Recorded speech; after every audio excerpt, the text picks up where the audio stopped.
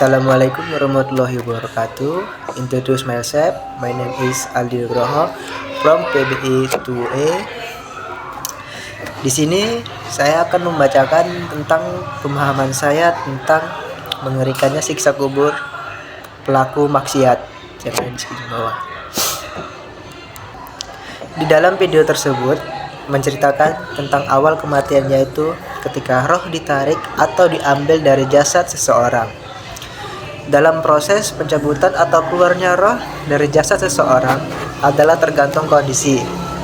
Sebelum roh itu ditarik keluar, maka akan datang malaikat maut dengan dua malaikat rahmat dalam keadaan yang sangat-sangat rupawan, terang dan wangi. Dua malaikat tersebut membawa kain kafan dari surga dan parfum yang sangat wangi dari surga itu untuk orang-orang yang soleh yang beriman kepada Allah Subhanahu wa Ta'ala. Setelah ruhnya dicabut dari jasadnya, maka setelah itu ruhnya disambut oleh dua malaikat rahmat yang tadi dan membungkus roh tersebut dengan kain kafan yang telah dibawa dari surga dan dipakaikan wangi-wangian yang dibawanya dari surga. Dan setelah itu para malaikat itu pun membawa roh beriman tadi yang tenang ke Sidratul Muntaha atau langit ketujuh. Di situ banyak malaikat-malaikat yang berada di sana dan pasti mereka akan berpas-pasan setiap kali berjalan, dan malaikat pun bertanya-tanya wanginya siapa itu. Maka para malaikat yang membawa roh tadi itu pun berkata, adalah roh-roh yang baik yang beriman dan bertakwa kepada Allah Subhanahu wa Ta'ala. Sebaliknya, untuk orang-orang yang munafik, orang-orang yang bermaksiat kepada Allah, orang kafir, maka malaikat maut berserta dua malaikat azab dari neraka akan datang kepadanya dalam keadaan yang sangat seram dan mengerikannya.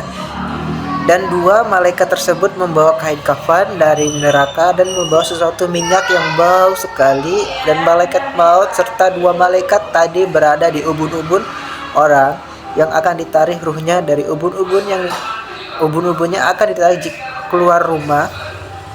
Jika ia soleh, jika ia beriman bertakwa kepada Allah, maka prosesnya penarikan atau keluarnya roh itu akan sangat mudah dan lancar.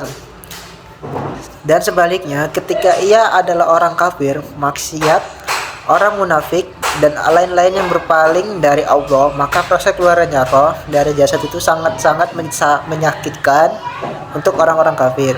Dan setelah itu huruf dikeluarkan atau ditariknya dari jasad, maka itu akan terasa sakit bagi semua orang yang mau beriman ataupun durhaka kepada Allah.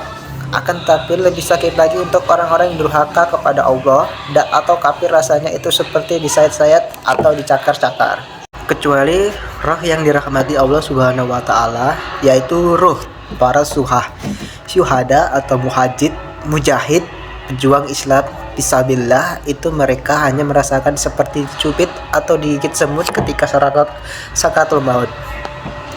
Dan ruh seseorang juga bisa melihat proses pemakaman diri sendiri. Dia bisa melihat apa yang keluarganya sedang buat. Dia bisa melihat keluarganya nangis. Dia bisa melihat semuanya sebelum dia dikuburkan. Dalam kitab karya Imam Ibnu Taimiyah mengatakan, tangiskan keluarga si mayit, suami, ibu atau istri atau anak bisa menyiksa si mayit, menyiksanya bukan karena menambah siksaan kuburnya, akan tetapi menyiksanya itu dalam rangka ia membuat maksimal itu sendiri. Kalau dia beriman, sedih pasti sedih, tapi dia pengen cepat dikuburkan. Kalau orang-orang yang durhaka kepada Allah atau kafir, munafik dan lain-lain, mereka tidak mau dikuburkan sampai mereka mengatakan, jangan kuburkan aku kuburkan aku. Karena dia tahu ketika udah dikubur dia pasti kena siksa. Dan ketika kerandanya dibawa, semua makhluk kecuali jin dan manusia itu bisa melihat bagaimana proses roh itu dikuburkan. Jika mayit atau jenazah adalah orang yang baik di makhluk seperti hewannya, kucing atau ayam, akan mereka mengatakan, oh ini ruh orang baik, dan ketika yang dibawa adalah orang kafir, orang yang durhaka kepada Allah, maka mereka akan dikubur ketakutan karena melihat roh orang-orang yang durhaka kepada Allah.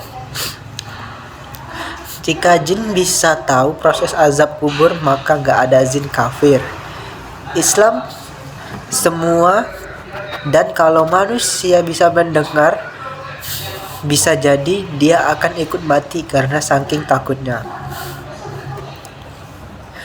Ruh orang yang udah mati masih bisa mendengar kata dua dari keluarganya karena organ yang terakhir berfungsi itu adalah pendengaran.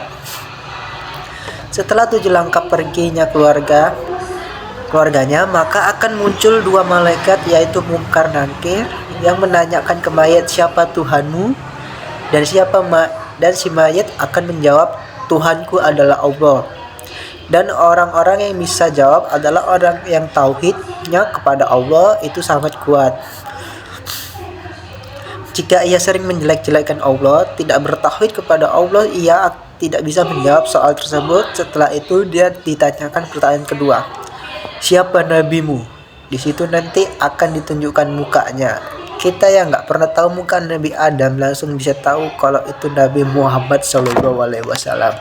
Tapi kalau dia sering jelek-jelekkan Nabi atau nggak suka sama sunnah-sunnahnya, maka dia tidak bisa menjawab. Dia tahu kalau itu Nabi, tapi dia nggak bisa menjawabnya. Setelah itu pertanyaan ketiga tidak ditanyakannya. Malaikat langsung ambil mitrokoh, yang mana mitrokoh ini dipukulkan ke gunung, maka gunung itu akan hancur dan dipukullah ke orang tadi dan hancurlah badannya, dan dibalikkan lagi, habis itu dipukul lagi, dan si mayat akan merasakan sakit yang luar biasa. Setelah itu akan ditampakkan neraka bagi orang beriman, dan malaikat berkata, kamu di dunia tidak beriman, maka tempatmu adalah di situ. Dan kuburannya orang beriman itu sangatlah luas. Kemudian si mayat berkata, ya Allah, percepatlah kiamat aku, sudah gak sabar mau masuk surga ya Allah. Kemudian dia tampakkan surga kepada orang yang durhaka, maka dibuat nyesal senyesal-nyesalnya. Dan malaikat berkata, kalau kamu dulu beriman, maka tempat kamu di situ. Dan orang yang durhaka sama Allah, kuburannya sangat sempit, saking sempitnya sampai tulang rusuknya menyatu. Dan si mayat berkata, aku mau dikubur saja, gak mau dibangkitkan, karena aku gak mau masuk tempat itu. Dan orang yang durhaka itu akan diazab terus sampai hari kiamat.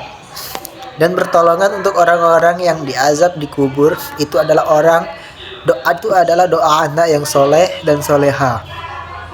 Karena doa dari anak soleh dan soleha itu terkabulkan, dan ruh orang beriman bisa berkumpul sama ruh berkerabat di alam kubur nantinya. Dan kalau dia durhaka kepada Allah, maka ruhnya akan dipenjara di alam kubur itu. Oke, sampai di sini saja tentang pemahaman saya dari video tersebut. Mohon maaf bila ada salah atau kurang, karena di sini saya masih belajar. Saya akhiri, wassalamualaikum warahmatullahi wabarakatuh.